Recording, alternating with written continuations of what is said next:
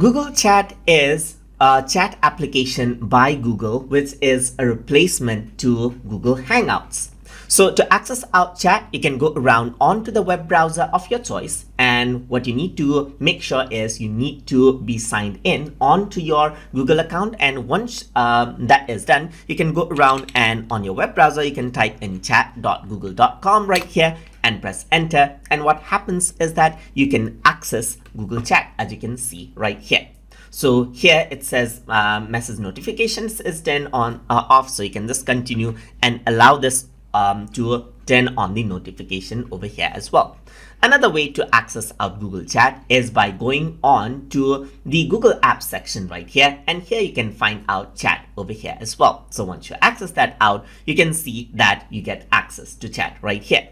And that is how you can access out Google Chat by using your Google account.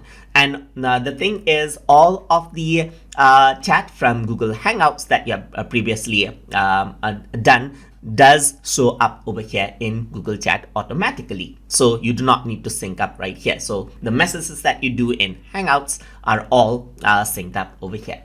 So in this course, we're going to explore out all of the features of Google Chat to help you out with chatting and collaborating with different people.